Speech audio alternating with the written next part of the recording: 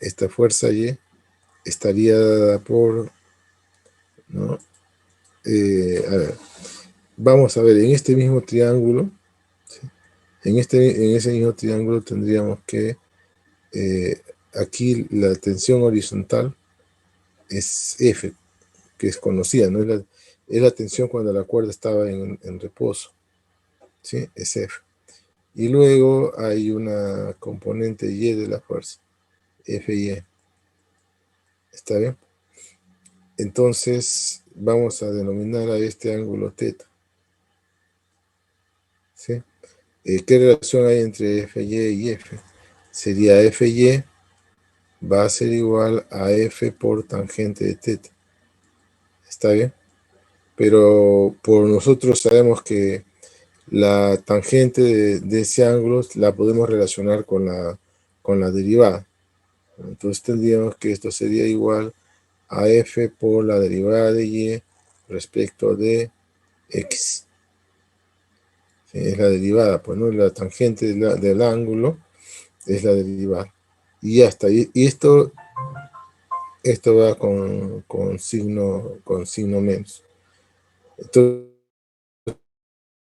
como ven, ya hemos mostrado que la potencia instantánea puede expresarse de esta forma, donde F, repito, es la tensión de la cuerda antes de producir la onda. ¿Ok? Muy bien. Una aplicación de esta expresión, ¿sí? Para el caso de la cuerda, ¿no es cierto? Se podría hacer con mucha facilidad. Para esto, lo único que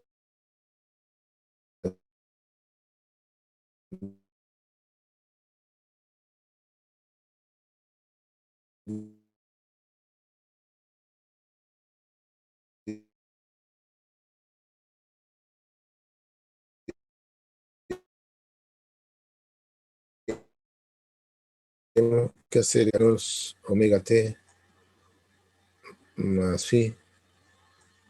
Esto lo vamos a anular, vamos a hacer los ceros, ¿verdad? ¿Está bien? Vamos a hacer cero esto de acá. Entonces, tendríamos que este sería omega t. Ahí está. Derivamos de Y respecto del tiempo. Y esto nos va a dar menos, ¿no es cierto? Omega A coseno de kx menos omega t. Ya está.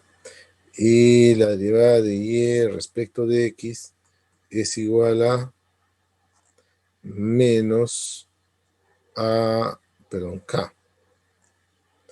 k por a coseno más eso más coseno de kx menos omega t.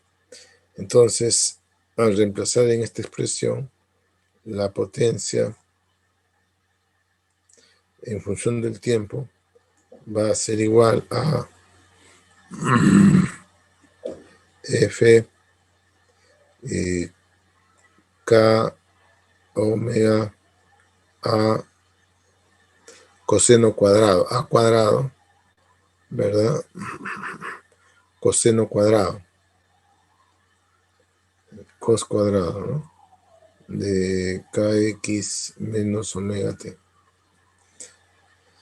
Si tomamos el valor medio es lo que llamamos la potencia media. La única función que depende del tiempo es el coseno al cuadrado. Y el valor medio del coseno al cuadrado, eso ustedes lo pueden demostrar, es un medio. Esto sería igual a decir un medio de f k omega a cuadrado. ¿Está bien? Pero, ¿qué relación hay entre f, y omega? ¿Sí? F y omega. Bueno, aquí, bueno, voy a eliminar f, ¿ya? Entonces yo recuerdo que hace un ratito me mostraron que la velocidad, la rapidez al cuadrado en una onda es F entre K, en una onda, en una cuerda. Acá estamos, lo que estoy haciendo es partiendo de una onda armónica que se propaga en la cuerda, ¿sí? Estoy demostrando, o estoy tratando de encontrar una expresión para la potencia media, utilizando esta ecuación que está en la verde, ¿no? Eso es lo que estoy haciendo. Entonces, de allí resulta que la fuerza, que la tensión en la rapidez cuadrada, ¿sí? Escapo la rapidez al cuadrado. Por lo tanto, esto de acá se podría escribir como un medio de la rapidez al cuadrado, K cuadrado, omega por A cuadrado. ¿Está bien? Y hasta esa es una forma de expresar, ¿sí? De expresar. V es la rapidez de la onda, ¿no? Acá hay un K, ¿no? Omega, ¿sí? Omega es igual a esta rapidez. Bueno, ya. Hasta ahí podemos dejarla. A ver, vamos a compararla con esta expresión, ¿no? Acá, esta expresión. ¿Ven? Aquí esta expresión. Ah, me equivoqué. Quiero igualarla a esta expresión. Pero lo que me equivocó es acá. Y tengo que borrarlo. Esto no es K. ¿Sí? La V cuadrado F sobre mu es. ¿Está bien? Entonces F es... Y aquí también tengo que borrar. ¿Sí? Aquí abajo es... Bueno, voy a rehacer todo esto. Sería un medio de F, que es mu B cuadrado, mu B cuadrado por K por omega por A cuadrado. ¿Está bien? Ahora bien, ¿qué más?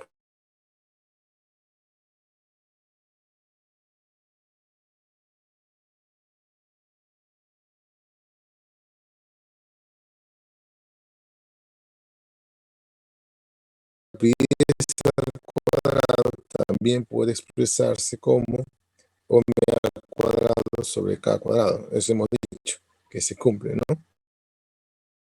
La rapidez por K me da omega. Y eso lo voy a reemplazar acá, ¿ya?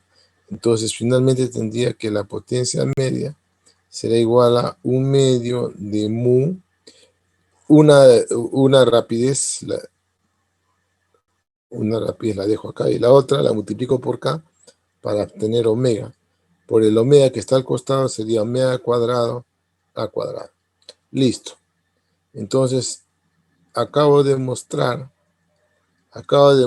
que esta expresión, la potencia media, ¿no?, de la energía de una onda armónica que se propaga en una cuerda, tiene esta forma, que es exactamente igual a esta otra que está acá, como ustedes pueden comparar ahí directamente. Sí, son iguales. Pero ahora vamos a ver una forma equivalente de obtener esa potencia media. Muy bien, entonces ya está. Vamos a ver entonces la transferencia de energía de energía que transporta una onda la transfiere hacia el medio, ¿no es cierto? Hacia las partículas del medio. Entonces, pero esta vez vamos a deducir la expresión de la potencia media yendo por otro lado, ¿no? ¿Por qué por atendiendo o fijándonos en el movimiento de las moléculas, ¿no? Entonces, una onda armónica, ¿sí?, en una molécula produce un movimiento armónico simple. Y ese movimiento armónico simple tiene por energía media, ¿no es cierto?, un medio de la masa por la velocidad máxima al cuadrado. Esa es la energía media, ¿no?, de esa partícula de masa delta M que está ejerciendo un movimiento armónico simple de amplitud A y frecuencia W, ¿ok? Pero la masa es, ya sabemos nosotros, densidad por longitud, ¿no? De acuerdo a la definición de densidad lineal. Muy bien, ya está. Lo reemplazamos acá como, perdón, como se aprecia aquí, mu por delta X, y ya está, ¿no? Y delta X entre delta T vendría a ser la rapidez de la onda. Listo, entonces hemos mostrado que la potencia media de la onda depende del cuadrado de la amplitud, de la frecuencia de la amplitud, al cuadrado también, ¿no? Y de la rapidez de la onda. Muy bien, que es el mismo resultado que nos ha dado, que hemos obtenido a partir de esta ecuación, que está en la línea verde, ¿no? En el recuadro verde. Entonces hemos visto la veracidad entonces de esta fórmula, la hemos comprobado, ¿sí? Y por otro lado, también haciendo uso del movimiento de las partículas del medio, podemos deducir la potencia o la energía por unidad de tiempo que transporta la onda o que la onda entrega al medio, ¿no? Eso es lo que se dice. Bueno, acá tenemos entonces otro hecho que también hemos observado experimentalmente. Lo que tratamos de hacer es explicar. Bueno, cuando el extremo de la cuerda está fijo, la onda que se refleja se invierte. Y esto se debe al hecho de que, o se puede explicar justo a lo que pasa aquí en el punto fijo, ¿no? Extremo, que cuando está llegando la onda, la cuerda pretende mover el punto de unión de la cuerda con la pared, ese puntito de unión que está aquí, el que estoy señalando, lo pretende jalar hacia arriba, pero como no puede, ¿no? La pared o ese punto responde jalando a la cuerda hacia abajo. Entonces, el resultado final es un pulso que está invertido. Pero no se olviden de que como no cambió de medio, o sea, sigue viajando en la misma cuerda pero en sentido opuesto, la rapidez de la onda no cambia. ¿Ok? Eso se llama reflexión de la onda de un extremo fijo. Cuando cuando el extremo de la cuerda es móvil, ¿cómo se consigue eso en la práctica? Poniéndole una argollita, ¿no? Y una barrita verticaliza. Entonces, cuando el extremo es móvil, ¿de acuerdo? Como en el caso de la figura, la onda que se refleja tiene la misma orientación que la onda que incidió, es decir, no se invirtió, como en el caso anterior. Esta vez no se invirtió. Y además, también sigue siendo válida que la rapidez de llegada es igual a la rapidez de salida de la onda. Ya está. Y eso es todo.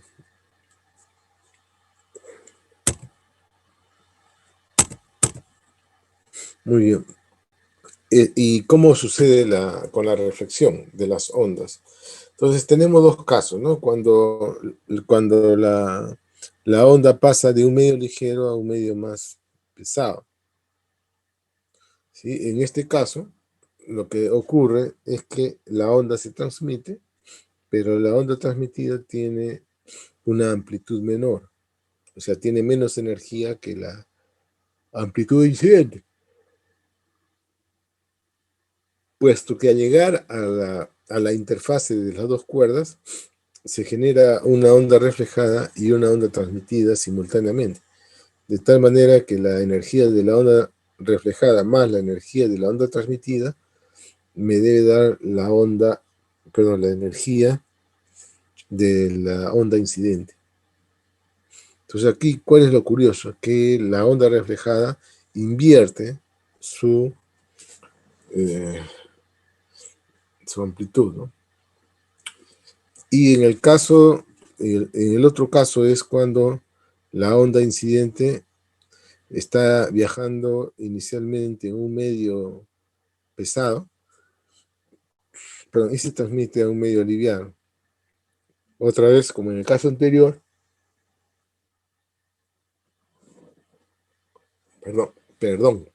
otra vez, como en el caso anterior, al llegar la onda incidente hacia la interfase de las dos cuerdas, va a generarse una onda transmitida y una onda reflejada. La onda reflejada esta vez también se invierte. ¿Ok? Y acá, muy importante decir, es de que se cumple esta relación que está aquí abajo, se cumple esta relación. ¿Ok? Que la amplitud de la onda incidente es igual a la amplitud de la onda reflejada más la amplitud de la onda transmitida. Eso a partir ¿no? de los requisitos que se deben de cumplir en la interfaz. Aquí está, ¿no? A eso le llamamos condiciones de frontera. Lo que dice, esta primera condición nos dice que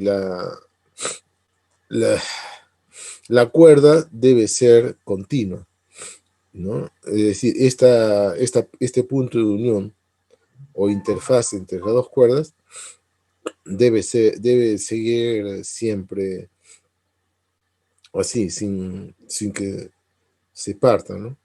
Y la segunda condición dice que la derivada, ¿no?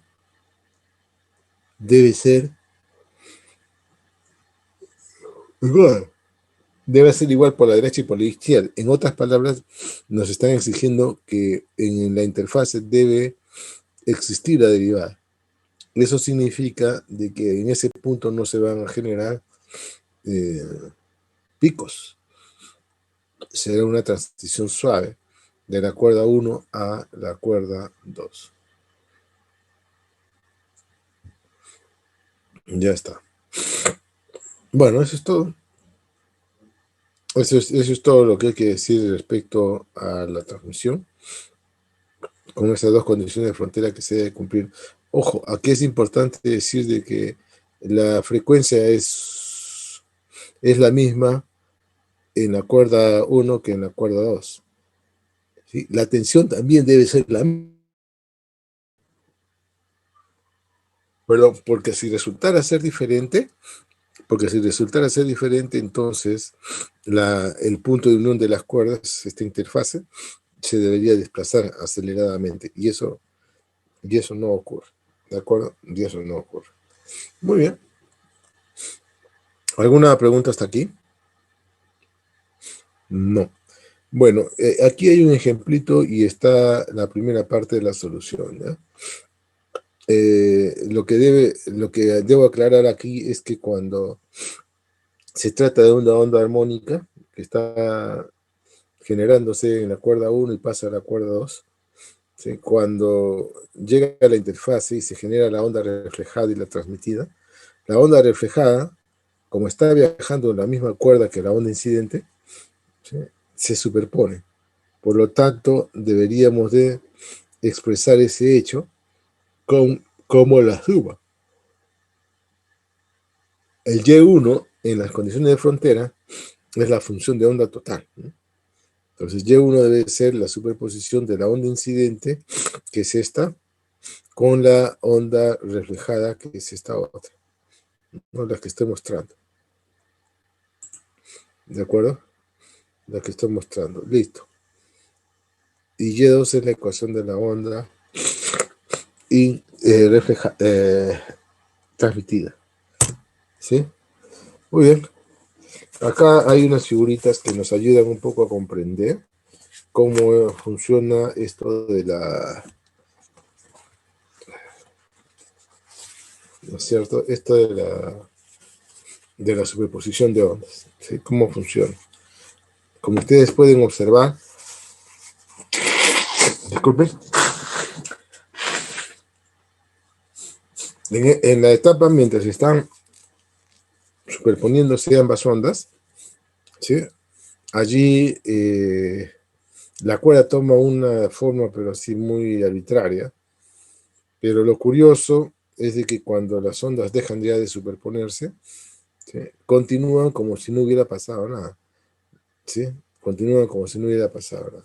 Con la misma rapidez, la misma amplitud, todo exactamente igual. ¿Ok? Listo. Bueno, lo que viene a continuación es eh, superposición de más, ¿no? Superposición de más en una misma dirección. Entonces, con frecuencias iguales, con frecuencias diferentes. Y lo que debe decirse es que no todas las, no todas las, no toda la superposición de ondas en una misma dirección resulta ser una onda. Sobre todo cuando las frecuencias son diferentes, la respuesta no necesariamente es una onda, ¿ya? Entonces, más bien lo que se cumple ahí es que se forman las figuras de Lissajous.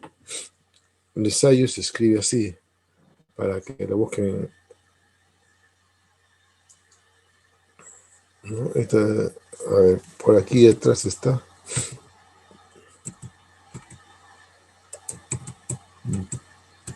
Ya.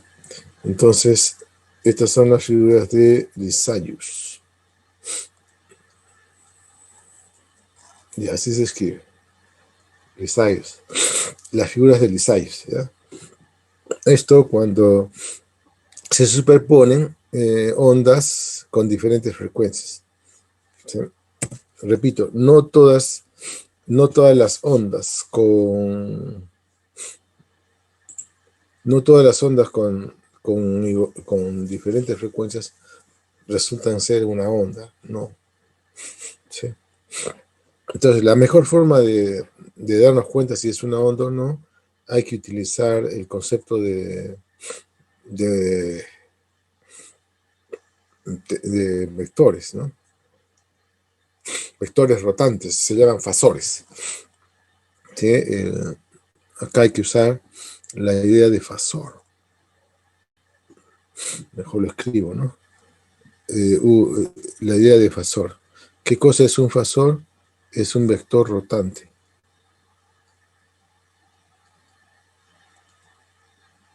que representa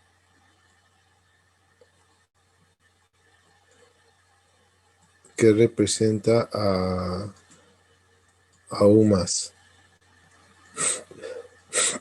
¿Se acuerdan que nosotros habíamos encontrado que había una relación entre un movimiento circular uniforme y el más? ¿Sí? Ya, bueno, esa misma idea se utiliza eh, para utilizar los fasores como un vector representante que representa un más.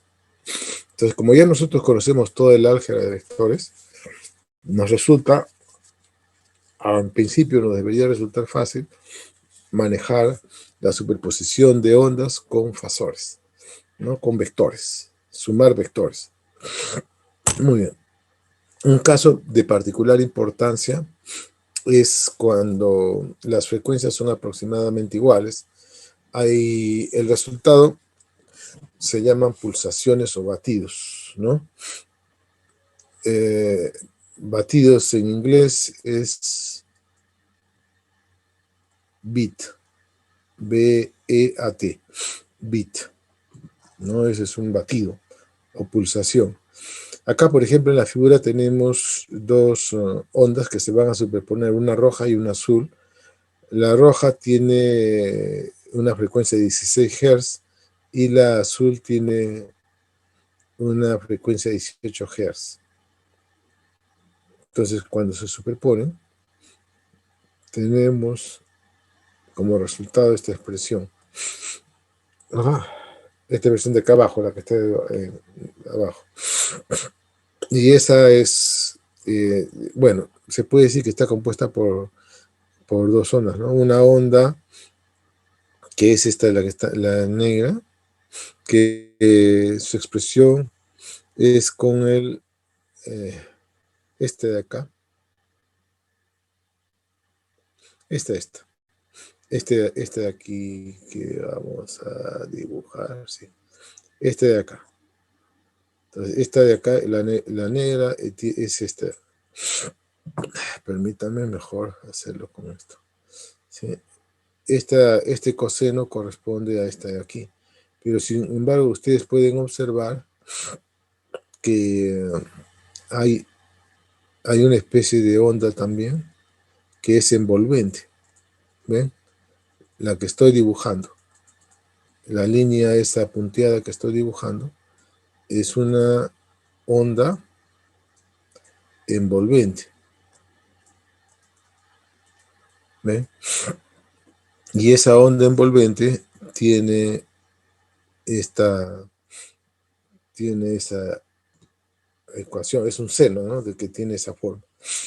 Y a este delta B, que corresponde a la onda envolvente, se le llama batido o pulsación, ¿sí? Que por lo general es muy pequeño, ¿no? Comparado con las dos ondas que se están sumando. A eso se le llama la frecuencia del pulso o del batido, a la diferencia de las dos frecuencias. Entonces, en este caso, la pulsación del batido de esas dos ondas es 18 menos 16, 2. Es 2 Hz. La pulsación de batido es 2 Hz. Eso que significa que la frecuencia de esta onda de color naranja que estoy dibujando, o que he dibujado, es 2 Hz.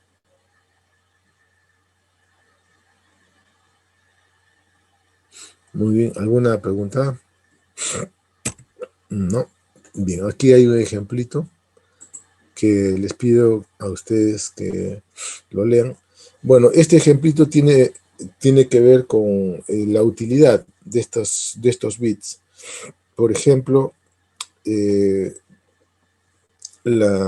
existen actualmente unos aparatitos digitales que sirven para afinar los pianos, las guitarras, etcétera, todos los instrumentos de cuerda y de viento. ¿Por qué? Porque lo que se hace es ajustar una frecuencia que la da el aparato, que es, digamos, la frecuencia de pulsación correcta, con la frecuencia que da el dispositivo, el piano o la guitarra, etcétera, lo que queramos afinar. Entonces, cuando existe una frecuencia de batido, significa que no está afinada. Entonces, la idea es afinar, ¿sí?, para que la frecuencia de salida, ¿sí?, sea exactamente igual a la frecuencia que genera el aparatito. Es decir, están en fase. Tienen la misma frecuencia inclusive, ¿sí? Entonces, la frecuencia de batido es 0. Y esa es la condición para que se diga que el aparato está afinado. Bien, aquí está, sin embargo, lo más importante que vamos a ver, ¿no? Es las ondas estacionarias. Cuando se trata de superposición de ondas, las ondas estacionarias es, digamos, el resultado más importante para nosotros. ¿Cómo reconozco la existencia de ondas estacionarias? ¿Cómo se forman las ondas estacionarias? Muy bien, entonces empiezo a decir cómo se forman, ¿no?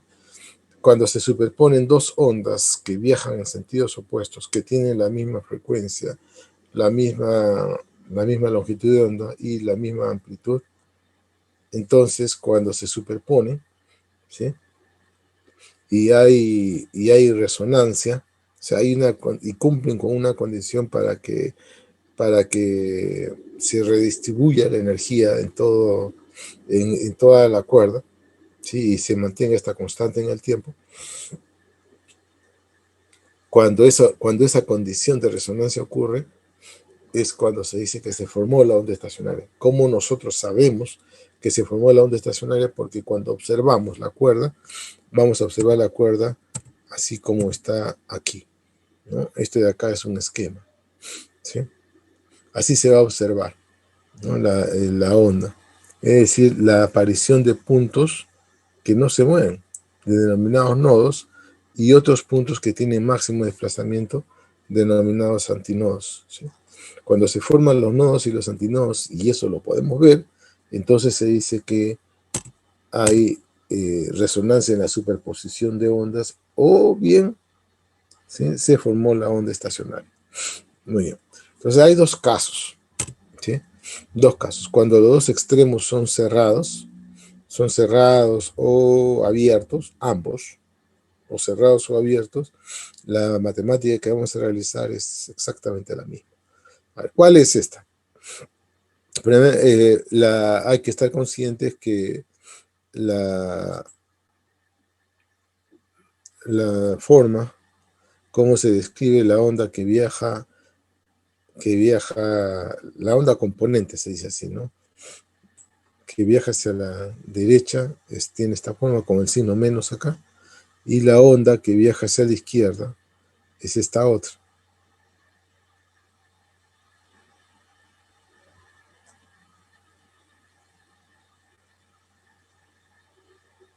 Ahí está, esa es la otra. Sí, que está viajando hacia la izquierda, acá tienen el signo más. Se superponen, nosotros matemáticamente la sumamos y nos lleva a esta ecuación que está acá. Esta se dice que es la ecuación de onda estacionaria, pero está incompleta, ¿ya? Está incompleta. ¿Por qué está incompleta? Porque ¿sí? Falta determinar K, cómo es K, ¿sí? Y cómo es omega. Eso es lo que falta determinar. ¿Ok? Cómo es K y cómo es omega.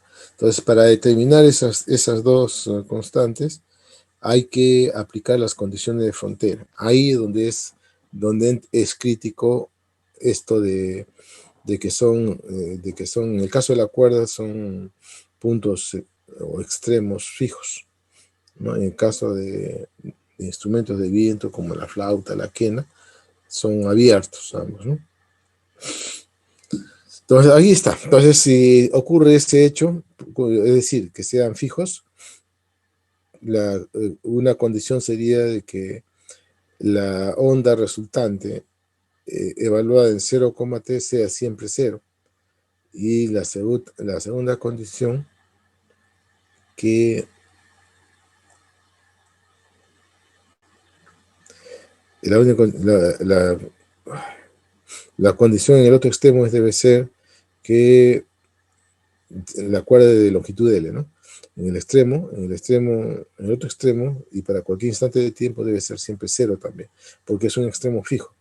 Entonces, al aplicar esas dos condiciones en mi función de onda estacionaria, llego a la conclusión de que la longitud de onda debe cumplir con este requisito, 2L sobre n, donde n es un número entero, ¿sí? Es un número entero. Entonces, es decir, puede ser 0, 1, 2, 3, etcétera. Más menos 1, más menos 2, más menos 3 también es posible. Bueno, y la frecuencia estará dada por n sobre 2L raíz de f entre mu. Es decir, tanto la longitud de onda como la frecuencia, que están relacionadas con la periodicidad espacial y temporal respectivamente, son dependientes de este entero, ¿sí? Entonces se dice que está cuantizado. ¿Cómo lo decimos con otras palabras? Que solo para ciertos valores de frecuencia y de longitud de onda, ¿sí?, se van a producir ondas estacionarias en una cuerda de longitud L y con extremos fijos. ¿Se dan cuenta? Eso es lo que quiere decir. Entonces, cuando n es 0, ¿sí?, o cuando n es 1, perdón, para n 0 no es posible, ¿no?, porque se indetermina esta longitud de onda, ¿no? Se indetermina esa longitud de onda. Entonces, decía que cuando, cuando n, ¿sí? Cuando n es un entero, excluimos, ¿no? Debido a esta ecuación, excluimos el valor 0. Entonces el mínimo valor entero positivo sería 1, y a ese se le llama la frecuencia fundamental o frecuencia armónica, acá a la derecha, ¿sí? Y para el otro lado tendríamos la longitud de onda para el estado fundamental o la frecuencia fundamental, se dice así, cuando n vale 1. Entonces, se van a dar, podemos ver estos casos que están acá, ¿no? ¿Sí? Para el primer armónico, o n igual a 1, o el armónico fundamental, así se le llama, ¿no? Sinónimo, primer armónico o armónico fundamental. Esos son sinónimos. O n igual a 1. Entonces, cuando n igual a 1, la longitud de onda es 2L. O sea, como nosotros tenemos una cuerda de longitud L físicamente, entonces solo veremos la mitad de la longitud de onda. Solo media longitud de onda, nada más. Cuando n igual a 2, tenemos el segundo armónico. Tenemos que la longitud de onda es igual a 2 veces, ¿no? Acá tenemos, ¿no? Acá tenemos para n igual a 2, n igual a 3, o tercer armónico, n igual a 4, cuarto armónico. Nótese que n es coincidente con el número de, ¿cómo le llamaremos a esto? De lentejas, ¿no? Por ejemplo, esto de acá vamos a llamarle una lenteja o un vientre, como quieran decir. ¿Está bien? Acá esto es una lenteja o un vientre. Entonces, n igual a 1, una lenteja. N igual a 2, dos lentejas o dos vientres. N igual a 3, tres lentejas, y así sucesivamente. Entonces, así podemos reconocer, ¿no?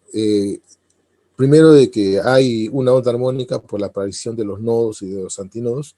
Y segundo, en qué armónico está vibrando, ¿no? Aquí, por ejemplo, en esta figura está vibrando con n igual a 3, porque son 3 las lentejas que aparecen aquí. Ahora, también podemos relacionar el número de nodos con el armónico. Acá tenemos el n igual a 3, ¿y cuántos nodos hay? 1, 2, 3, 4. O sea n más 1. Acá, cuando n vale 1, ¿cuántos nodos tenemos? 1 y 2. Son dos extremos. ¿De acuerdo? Ya. Ahora, bueno, hasta ahí está claro el asunto. Bueno, como no me dicen nada, yo debo asumir que sí. Ya, muy bien. Ahora, el otro caso, ¿no? Cuando tenemos un extremo fijo y un extremo libre. Eso equivale, por ejemplo, en el caso de la cuerda, que un extremo está fijo, anudado a la pared, y el otro extremo es una argolita ¿no? Con una barrita. A ver si puedo mostrarles el ejemplo. Anterior les puse ustedes. Aquí. Este de acá, ¿ven? Este de acá es la forma como se puede obtener un extremo libre en una cuerda, ¿no? Sí, el extremo de la cuerda está unida a una argollita que puede deslizarse libremente a lo largo de una barrita vertical. Eso es un extremo libre para una cuerda.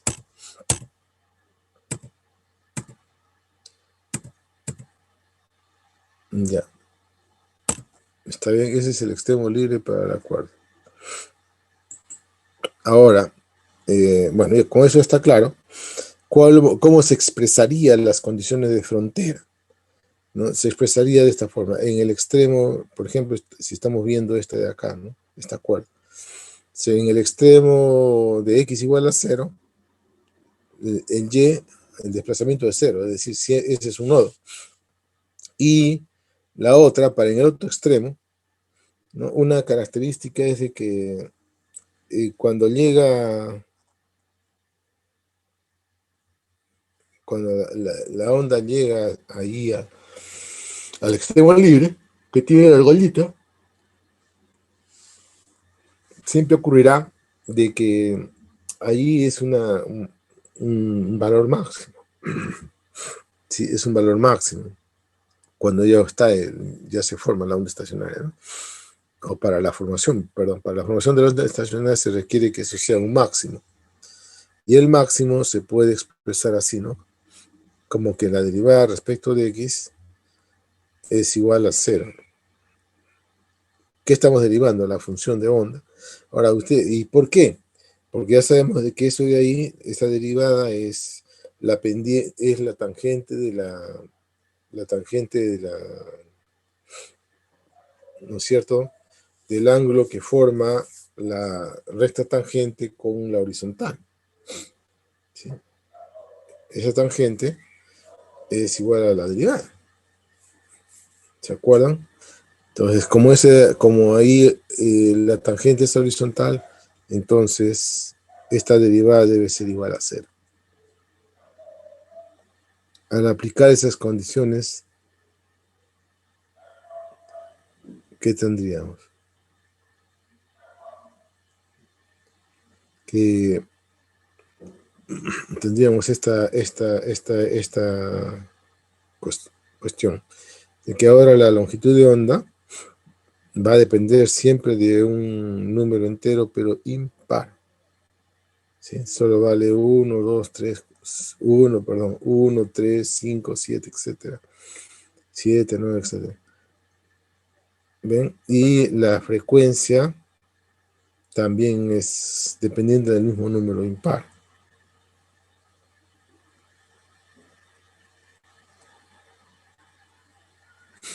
Bueno, entonces espero que haya quedado claro, ¿no? La matemática necesaria y los pasos necesarios están aquí en las diapositivas y ustedes los pueden revisar si desean, ¿no? Entonces, ¿cuáles son las posibilidades?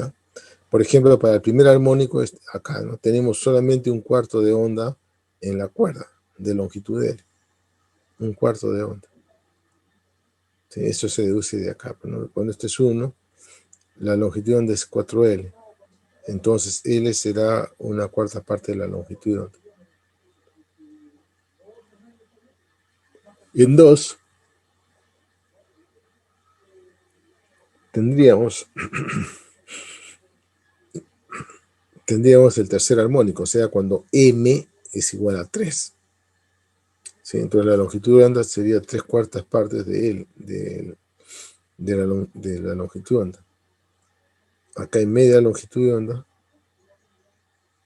Y luego,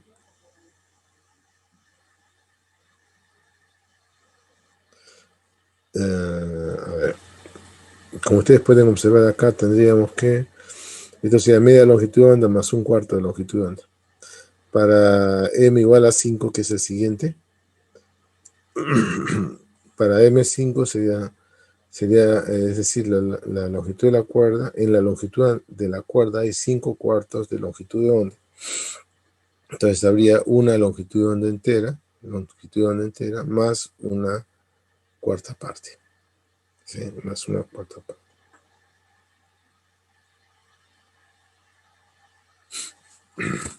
Ya, no hay más, ¿no? Muy bien, entonces voy a recapitular. Ondas estacionarias se forman cuando se superponen dos ondas que tienen igual amplitud, número de onda y frecuencia, que viajan en sentidos opuestos y que resuenan. ¿Qué significa esto? Que producen una redistribución de la energía en la cuerda que va a ser constante en el tiempo. Y es una redistribución no uniforme. ¿Sí? No uniforme. Que nosotros nos damos cuenta de su existencia por la aparición de los nodos y de los antinodos. Nodo, un punto que tiene velocidad cero, que no se desplaza, ¿no?, que está fijo. Y el antinodo es el de máximo desplazamiento. ¿Ok? Listo. Y hasta ese es nuestro resumen. O sea, no basta con decir que que una onda estacionaria es una superposición de ondas, no. No basta con decir tampoco de que son ondas que se superponen, que viajan en direcciones opuestas, no.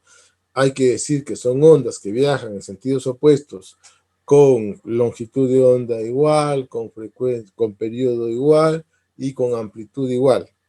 Y que además, eso es muy importante, y que además resuenan. ¿Sí? Existe resonancia. ¿Qué significa esto? Que hay una redistribución de la energía, ¿sí?, en la cuerda, que no es uniforme. ¿Ya? Por ejemplo, ¿quién tiene más energía? Los antinodos. ¿Cuáles son los puntos que tienen energía cero? Los nodos. Y entre el nodo y el antinodo, ¿sí?, la energía se reparte no uniformemente. ¿Ya? Esa es una onda estacionaria. Finalmente vamos a hablar de las ondas sonoras. Permítame que haga una transición así rapidísima porque ya no tenemos mucho tiempo, ¿no? Hoy día debemos terminar de hablar de ondas. Bien, entonces, a ver, hablemos de sonido esta vez. ¿Sí? Hablemos de sonido. Entonces, el sonido son ondas, ¿sí?, que pueden viajar en sólidos, en líquidos o en gases. Evidencias de que el sonido viaja en gases. Ahorita lo que está ocurriendo, ¿no? Entre, por ejemplo, ustedes y yo estoy hablando acá y ustedes me escuchan. ¿Por qué? Porque a través del aire viaja la onda, ¿sí?, la onda sonora, ¿ok? Y impacta sobre el micrófono y esa viaja hacia ustedes, ¿no? Como impulsos eléctricos que el cerebro interpreta. El hecho que los delfines se comunican, ¿no es cierto? Los delfines cuando están nadando ahí en las profundidades del océano, empiezan a emitir sus chillidos y con eso se comunican con sus hijos, o sea, con otros delfines, vamos a decirlo así para generalizar, ¿de acuerdo?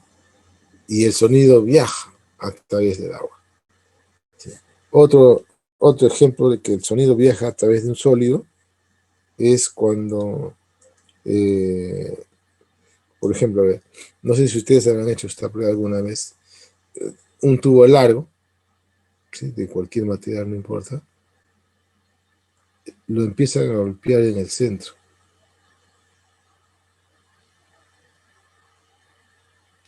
Sí, imagínense el tubo, lo empiezan a golpear y entonces el sonido que va a generar lo van a escuchar en el otro extremo del tubo, ¿no? Pero que viaja por el tubo mismo, porque habrá, digamos, una onda que también viajará por el aire, ¿no? Pero la que viaja por el tubo es mucho más rápida que la que viaja por el aire. La rapidez del sonido, ¿sí?, tiene esta forma. B, que es el módulo de compresibilidad, que es el elemento elástico, entre ρ, que es la densidad de masa, ¿no?, del medio cuando está sin perturbar. O sea, tiene el mismo formato que la velocidad o la rapidez, perdón, que escribimos para las cuerdas. Raíz de la fuerza, de la tensión entre la densidad lineal.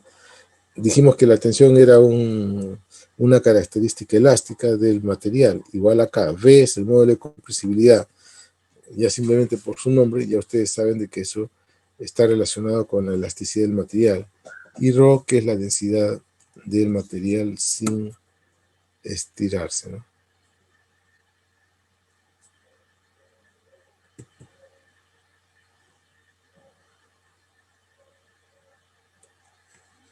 Bueno, aquí, ¿qué tenemos? Importante es para que tengan una idea más clara, es este ejemplo, ¿no? En el caso del agua, el módulo de compresibilidad es 2 por 10 a la 9.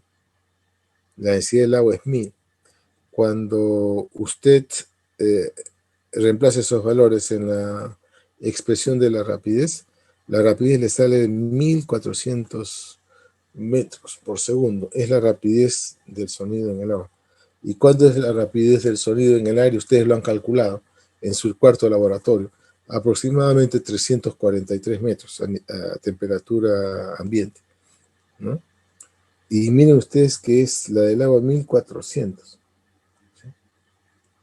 Eso significa que es un 3 por 4, 12. Es 4 veces, ¿no? 4 veces más grande.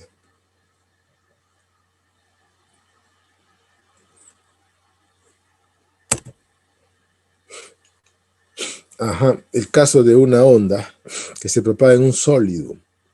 Como les hablaba de la barrita, una barrita sólida, y golpeamos con el martillo la parte plana del tubo.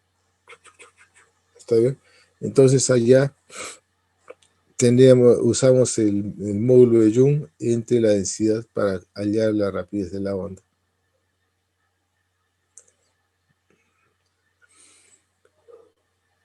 ¿Cómo, ¿Cómo se escribe entonces la rapidez? También este es el módulo de Young, componente elástica, entre la densidad componente inercial de la sustancia. Para el caso del aluminio, el módulo de compresibilidad es de 7 por 10 a la 10 y la densidad del aluminio 2700 kilogramos por metro cúbico. Entonces, evaluar la rapidez del sonido en el aluminio es de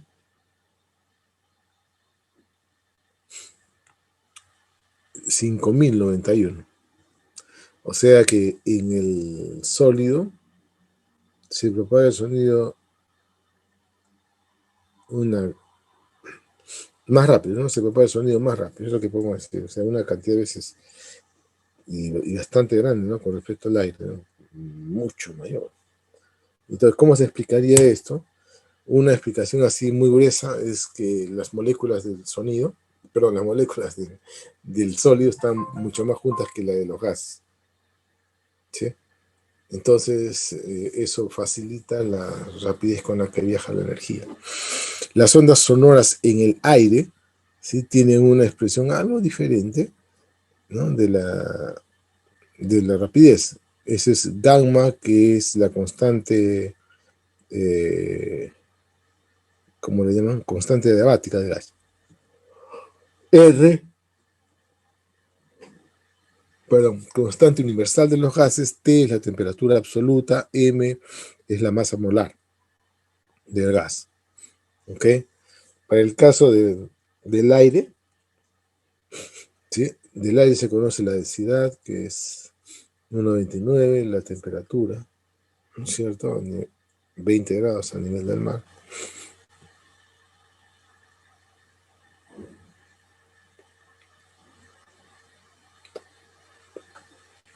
Y entonces, al utilizar los números y reemplazar, tenemos que para 20 grados Celsius, para 0 grados Celsius, la rapidez de la onda es 331 metros por segundo. Y para 20 grados Celsius es 343 metros por segundo. Entonces, ¿qué es lo que depende? Aquí, en este caso, como ven ustedes, la rapidez de sonido en un gas depende de la temperatura del gas, ¿no? Bueno, ahora, si nosotros nos remontamos al experimento de laboratorio del tubo de Kundt, aire con algo de arenita, ¿no es cierto?, que está en el fondo, una tapa fija y el otro es una tapa móvil. ¿Está bien? Si yo produzco una onda armónica de desplazamiento, porque estoy desplazando el pistón móvil, ¿qué va a pasar?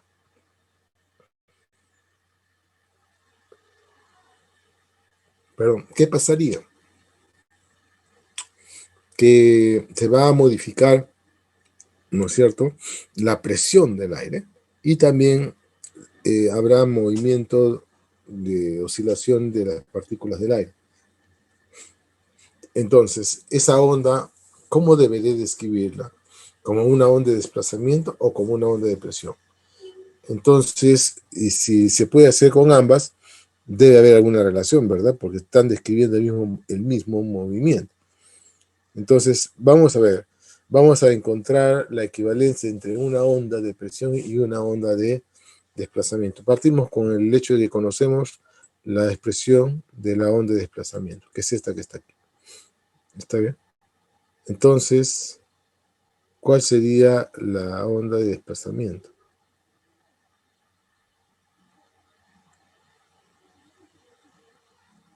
¿Ok? Bueno, el resultado también está acá, ¿sí? La presión está retrasada con respecto a la onda de desplazamiento en pi medios, ¿sí? P0 es la presión máxima.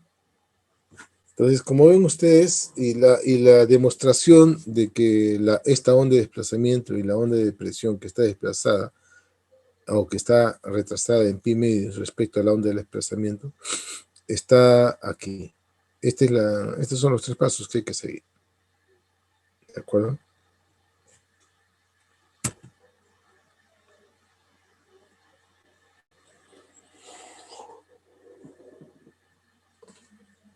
¿Cuál es la intensidad de la onda sonora? Esta es una nueva cantidad para nosotros, ¿no? La intensidad. ¿Qué cosa es la intensidad? Matemáticamente es la potencia de la fuente entre el área transversal, o sea, el área de un frente de onda. Por ejemplo, si acá tenemos un punto donde está un parlante, está en el aire, está en un poste, ¿no es cierto? Y entonces se hace sonar el parlante, el sonido debe viajar en todas direcciones. ¿Está bien? Y aquí tendríamos entonces que atendemos, ¿cuál sería el frente de onda? El frente de onda, primero la dirección es radial, ¿no? La dirección de propagación en todas direcciones. El frente de onda es una superficie, entonces centrada en la posición del parlante, ¿no? Y el valor del área de la superficie esférica es 4pi r cuadrado, donde r es la distancia desde el parlante hacia la superficie de mi interés. Entonces, ahora la potencia de la fuente, es decir, la energía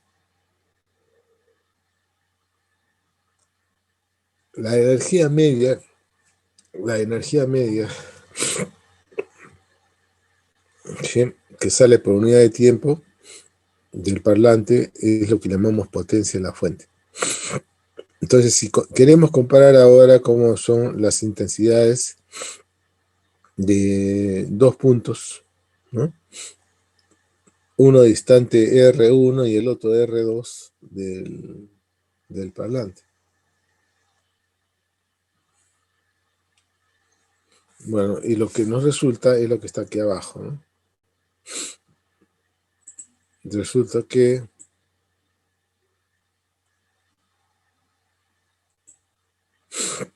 la intensidad, o el cociente mejor, el cociente de intensidad es inversamente proporcional al cuadrado del cociente de las distancias.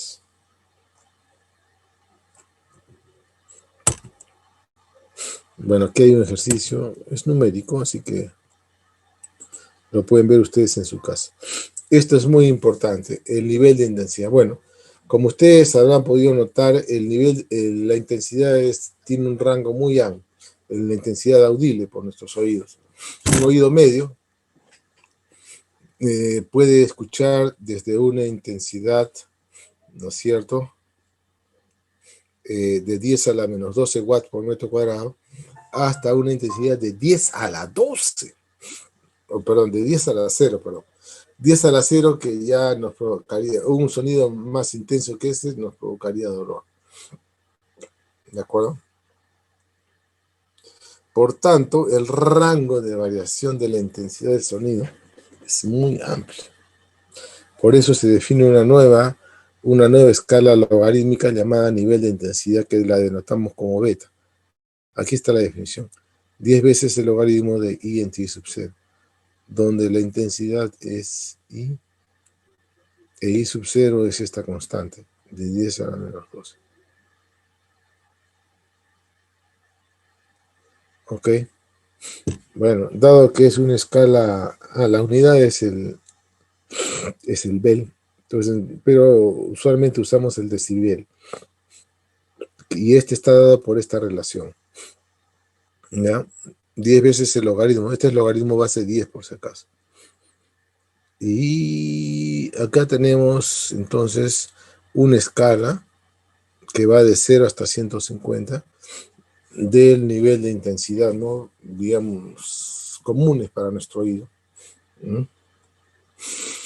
Otro detalle importante es que la frecuencia audible va de 20 Hz a 20.000 Hz. A ver, qué quiero decir con esto? Que para que un sonido sea audible por nuestro oído medio, debe tener un rango de intensidades que va desde 10 a la menos 12 hasta 1 watt por metro cuadrado.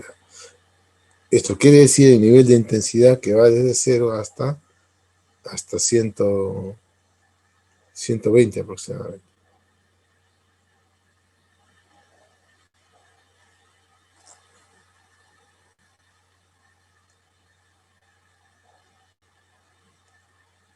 Bien. Bueno, hasta ahí nos vamos a quedar. Esto del nivel de intensidad. Ya sabemos que ahorita no estoy muy concentrado, que digamos. Para que algo sea audible, tiene que tener este rango de frecuencias y además, ojo, este rango de intensidades. O un rango de nivel de intensidad de 0 hasta 120. ¿Ya? Más arriba, un nivel de intensidad mayor ya nos provoca dolor. ¿Ok? Bueno, listo. Y lo último que habría que hacer es el efecto Doppler, pero ya no tenemos tiempo para hacerlo. Eso ya lo dejaremos entonces para la próxima semana. La primera media hora de la próxima semana deberemos hablar de efecto Doppler y arrancar con física térmica. ¿Alguna pregunta para irnos? ¿No? Bueno, entonces yo me despido, ¿sí? Hasta luego y gracias por escucharme, jóvenes. Hasta luego, Hasta luego, profesor. profesor. Hasta luego. Hasta luego, profesor. Recording.